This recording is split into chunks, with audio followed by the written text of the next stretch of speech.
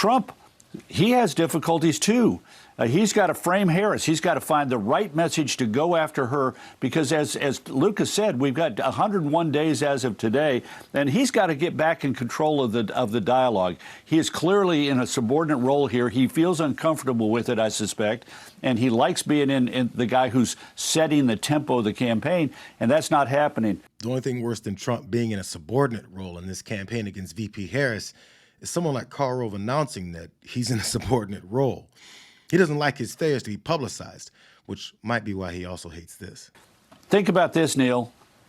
9 national polls since Joe Biden announced on the 19th that he's not running.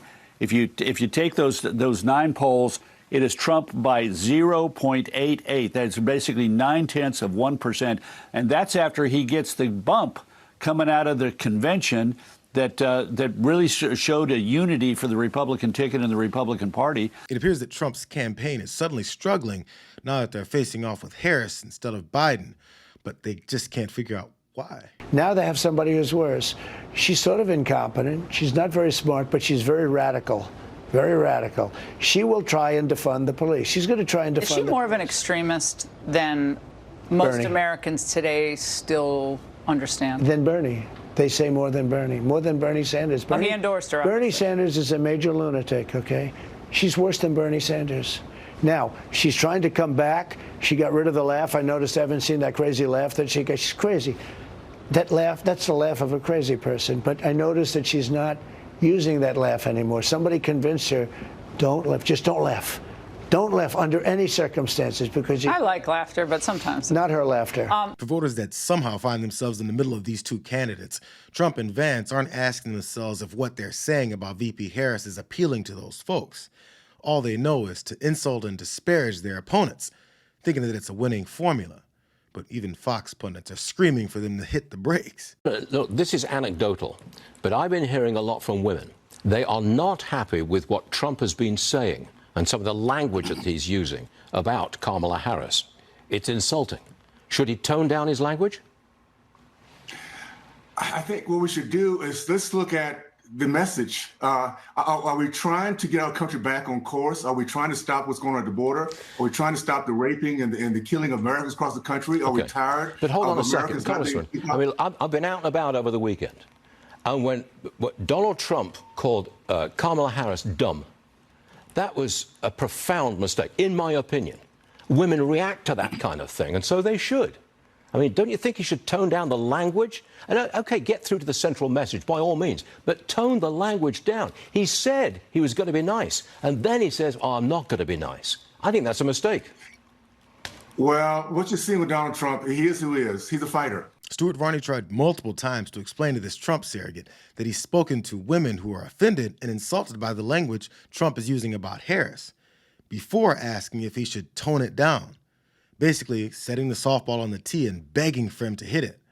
But all this guy could come up with was some regurgitated fear-mongering, followed by a concession that Trump is just going to be an asshole and we'll have to follow him off of that cliff. No one is illustrating this severe brain density better than Louisiana Senator John Kennedy, who went on Neil Cavuto's show and showed his entire ass, which replaced his brain a long time ago.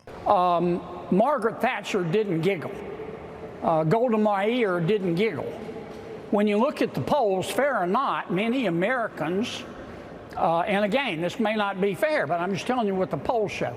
Many Americans think that the vice president is a little bit of a ding-dong, that she's not serious. Well, this ding-dong, Senator, has risen in the polls, and I'm wondering if the strategy to focus on her laugh or the former president calling her nasty and crazy really promotes that push to show she's not up to the job. Does it look petty? Does it say to judge her on this level looks like a strategy that could backfire on Republicans? By all means, get her on the issues that matter, but to focus on this other stuff just looks dumb. Well, what I was going to say, Neil, if I could finish my thought, when you look at the polls, fair or not, what the polls, the crosstabs show, is that those Americans who have an opinion of the vice president think that, number one, she's a bit of a ding-dong, And number two, that she is a member of the loon wing of the Democratic Party. She's a San Francisco that member of the Democrat. loon wing, Senator, that I'm not, casting aspersions either way, though. That member of the loon wing is now, dead even with Donald Trump in one battle state ground after another. Now, I'm not saying that might last. I am saying that this loon is surging, and if the Republican approach to her is to treat her like a loon and a cackle, and she is just an empty suit, I wonder how far that'll go. Cavuto is trying really hard to penetrate the thickness of Kennedy's skull and relay to him that regardless of how much you like to insult women who are actually skilled at what they're doing, the satisfaction that you get out of shouting that she's a ding-dong maybe doesn't connect with the majority of voters. Let's see if it worked. Well, I'm sorry if that offends you, Neil, but I'm just telling you what the people of America think. I'm just telling you what the polls are showing right now. Now, if you think they're short-lived, they're not going to last, and you're okay with this approach of talking about her laugh and nasty and disrespectful and all this stuff that Donald Trump has said, you don't think part of that is going to kill you at the polls? I'm telling you what I think the American people think right now, based on the polling that I've seen, and let me say it again.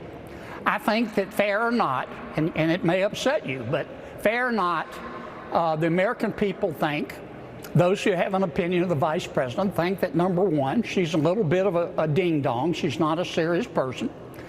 They've had one vegetable in chief. They don't want another.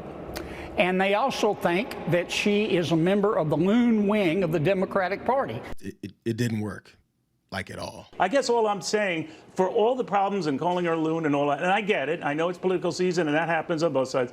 I didn't call her a loon, Neil. You're putting words in my mouth. I said she's a member.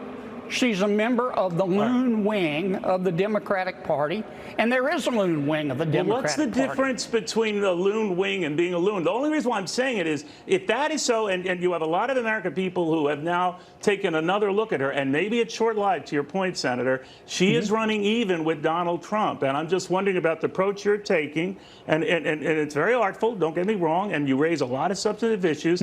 It's going to come back to bite your hinds, isn't it? Aren't you concerned about that? I'm telling you what I think the American people think. It may not be what I think, and it may not be what you think, but this is Washington. Then what do you think the polls that shows that she's running even with Donald Trump, regardless of what either you or I think? Let me say it again.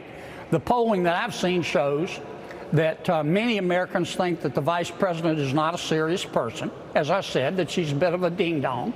And number two, that she is a member of the loon wing of the Democratic Party. She's a San Francisco Democrat.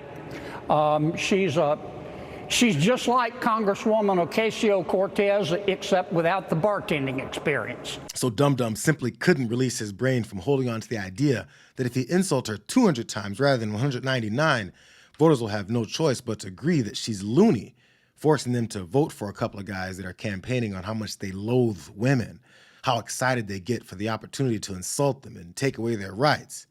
It's such a motivational aspect of their existence. Kennedy's feelings are getting touched by Cavuto's very simple point that most people don't like assholes, whose only argument is that you should be an asshole too. I don't care about her gender, Neil. Maybe you do, but I don't. I don't care about her race. I care about her Then competence. why call her a ding-dong? And I'm telling you what the polling shows. I never know when it's constructive to call people names, Senator. On the left or the right. But I'm sorry if it hurts your feelings, but let me say it again. Senator, you keep bringing it back to my feelings. My feelings matter a little. All I'm telling you is if you think you can gain this November calling people names, I don't know how far that goes, left or right, but we'll see. It's still early, to your point. Your feelings seem to me like they matter to you a lot, Neil, and I'm trying to be objective here. Let me say it again. Are you really being objective, Senator? I just think you've got a bash-a-thon, a name-calling at her. If you call that being objective, I don't know. But, Senator, I do want to thank you for coming. Well, thank you for having me, Neil. I hope you have a better day. Yeah, so do I. Hope you have a better day. They leave these interviews thinking, nailed it. I called VP Harris a ding-dong, stupid, weak. And although someone was trying to convince me that humans respond negatively to insults and that when they do, they're less likely to want me around, I told that guy that his feelings are hurt over and over. Got him. So this is their approach, while Harris's surrogates are simply pointing out the obvious. Now, Neil, with respect, this isn't a couple of mischosen words by J.D. Vance. This is a theme. He's a MAGA shapeshifter. He doesn't appear to have any real political beliefs except for this deep-seated denigration of women. He has voted against and stood against exceptions for rape and incest to abortion. He's voted against safe and legal in vitro fertilization. He's insulted women trying to start a family. And then he just seems to get mean when pushed on it. I mean, how hard would it have been to say to Jennifer Aniston, I empathize with your journey towards starting a family, and here in the United States, we want to make it easier for women to have kids with a child tax credit and with subsidized childcare. But no, he calls her disgusting. This is going to be an ongoing theme because it fits into a pattern that Republicans have with disrespect for women. I mean, look at the top of the ticket. There's also one simple message that isn't empty name-calling, but probably the best term to use while describing Trump's attempt to normalize MAGA policies and positions. You know there's something wrong with people when they talk about freedom, freedom to be in your bedroom, freedom to be in your exam room, freedom to tell your kids what they can read. That stuff is weird. They come across weird. They seem obsessed with this. We're using this fake living room to talk to you about a super weird idea from J.D. Vance. Yeah, it's quite weird. But what was weird was him joking about racism today and then talking about Diet Mountain Dew. Who drinks Diet Mountain Dew? On the other side, they're just weird. I mean, they really are. Some of what he and his running mate are saying, well, it's just plain weird.